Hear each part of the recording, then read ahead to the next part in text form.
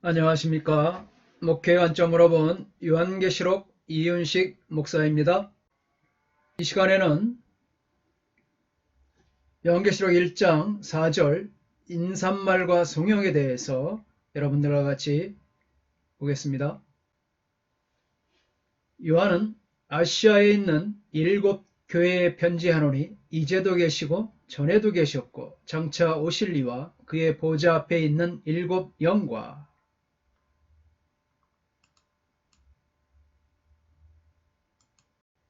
이제 요한계시록은 서신의 형식을 취하여서 1장 4절에 일반적인 인사말로 시작하여 22장 21절의 축도회까지 계속되고 있습니다. 이 인사말은 기독론적인 강조로 되어 있는데 이는 앞으로 나올 장들에서 어린 양이 중심이 될 것을 보여주고 있습니다. 이 7교회는 편지가 배달되는 길을 따라 소아시아에 실제로 존재한 교회들로 황제 숭배가 만연한 곳이기도 했습니다. 당시 소아시아에는 교회가 적어도 10개, 그러니까 7교회죠. 에서버두 사빌라, 이 교회와 또 골로새 교회, 히에라벌리 교회, 드로아 교회 해서 이 10개 교회입니다. 이상이 있었는데 그 중에 7을 택한 것은 교회의 완전한 숫자를 가리키려는 상징적인 의미 때문일 것입니다. 7교회는 모두 이방인을 대표한다는 것을 암시하고 있습니다. 본래 7은 요한계시록에서 특히 선호하는 숫자입니다. 더 나아가 성경적으로 7이라는 숫자는 완전함이죠. 완전함이나 충만함, 이것을 상징하고 있습니다. 본래 창조의 7일에서 7이라는 숫자는 창조의 7일에서 유래하며 레위기 4장 6절 17절을 보면 피를 7번에 걸쳐 뿌리는 것은 이 온전한 행동을 상징했습니다. 그래서 절기나 제사장 위임의식, 여리고성을 도는 행진, 부정함에서 깨끗해지는 기간이 7일 동안 계속된 것도 마찬가지입니다. 7은 아시아에 존재하는 7교회뿐만 아니라 그 당시에 존재하는 모든 교회와 앞으로 올 모든 교회, 즉 우주적 교회를 의미하는 것으로 이해할 수 있습니다. 요한에게 말씀하시는 하나님은 성삼위 하나님이십니다. 하나님은 자신의 존재를 역동적으로 표현하고 계십니다. 첫째로 우리가 볼 것은 성부 하나님입니다.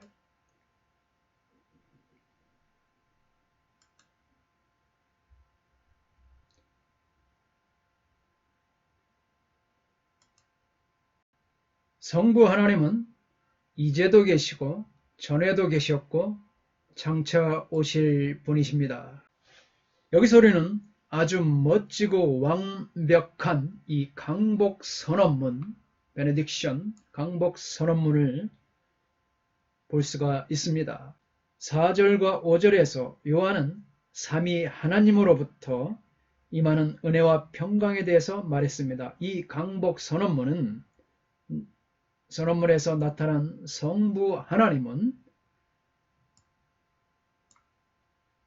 이제도 계시고 전에도 계셨고 장차 오실 그런 분입니다. 장차 오실 분은 장차 계실 분이 아니라 지금도 오고 계시는 분으로 나타나고 있습니다. 이제도 계시고 전에도 계시왔고 장차 오실 분, 이와 같이 현재 시제가 먼저 나타남으로써 성부의 성부 하나님의 현재적 사역이 여기서 강조되고 있습니다. 그리고 지금도 오고 계시는 분, 예수님은 지금도 오시고 계시는 분입니다. 이 말씀은 마태복음 11장 3절, 누가복음 7장 20절, 그리고 히브리서 10장 37절에서 예수님의 호칭으로 나타나지만 요한계시록에는 오직 성부의 호칭으로만 등장하고 있습니다.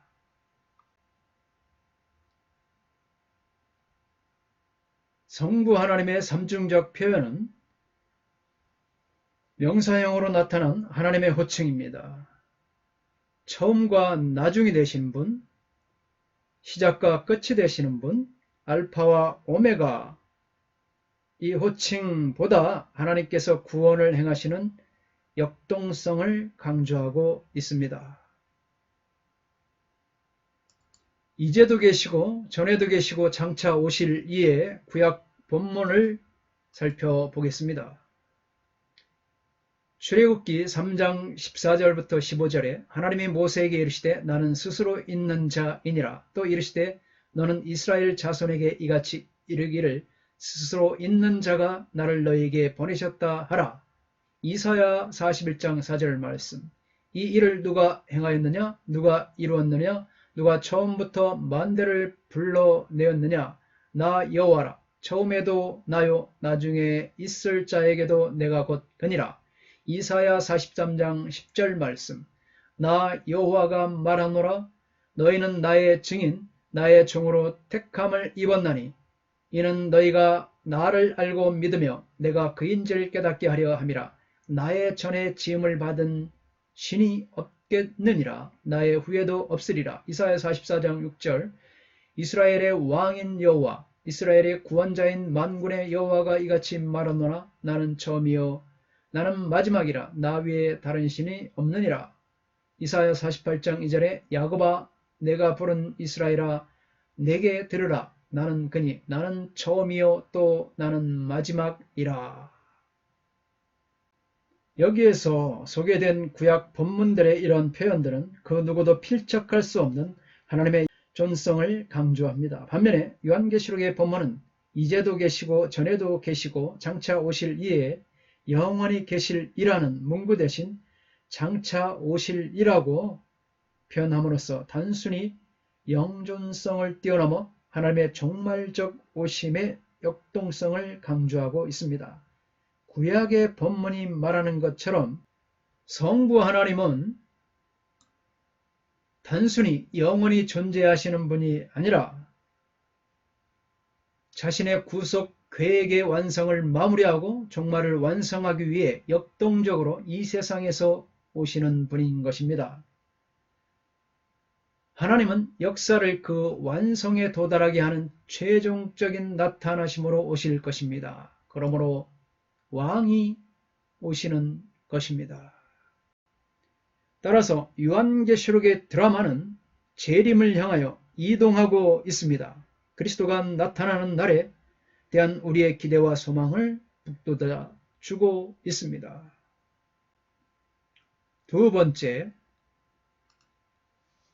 은혜와 평강의 두 번째 출처로 4절에 그의 보좌 앞에 있는 7영과는 성령을 언급하고 있습니다.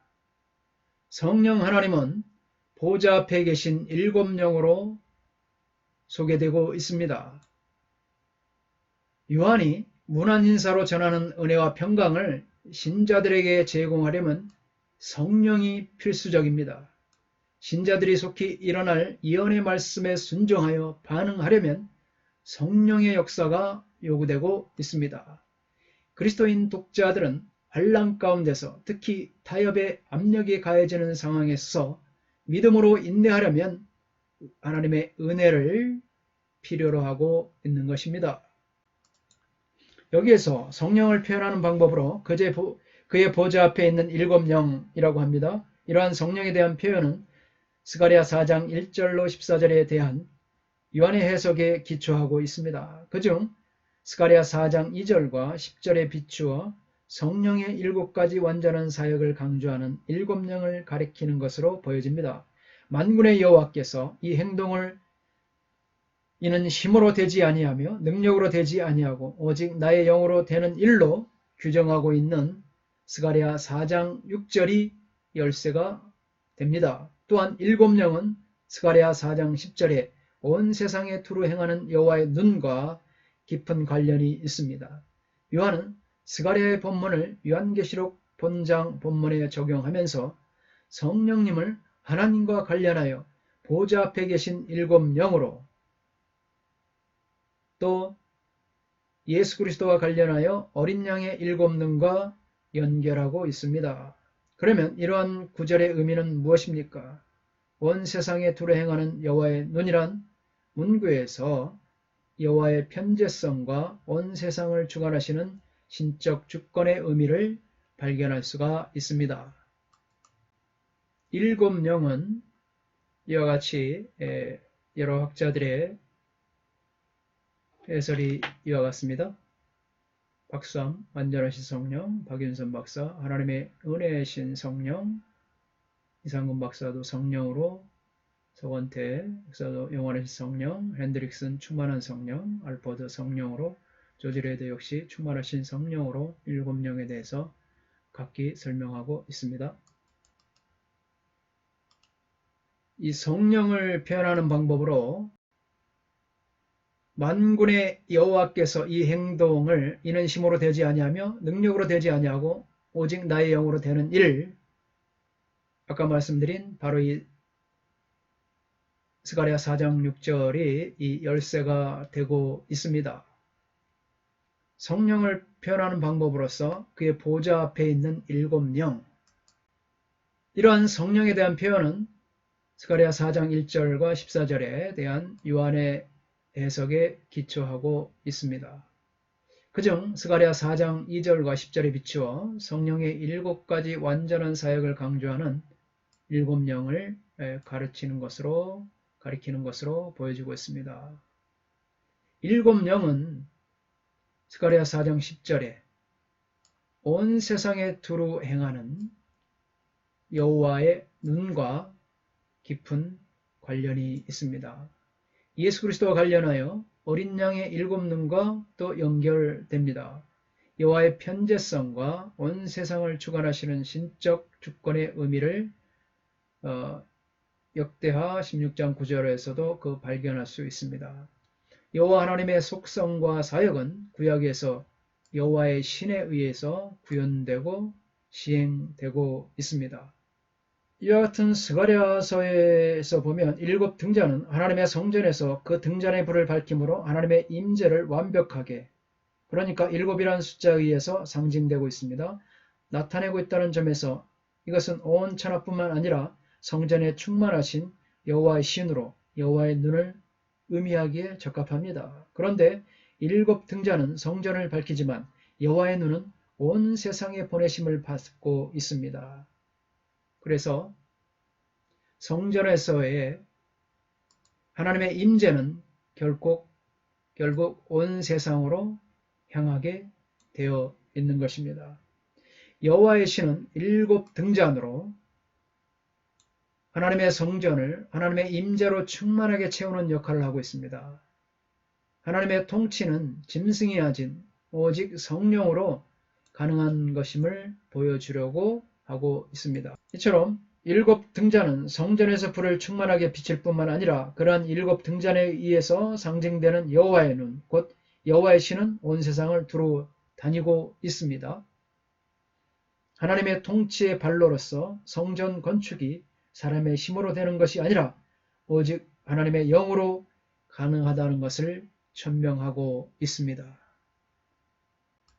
오늘 이 시간은 성부 하나님과 성령 하나님에 대해서 배웠고, 이 다음 시간은 성자 예수님에 대해서 같이 보도록 하겠습니다. 감사합니다. 샬롬.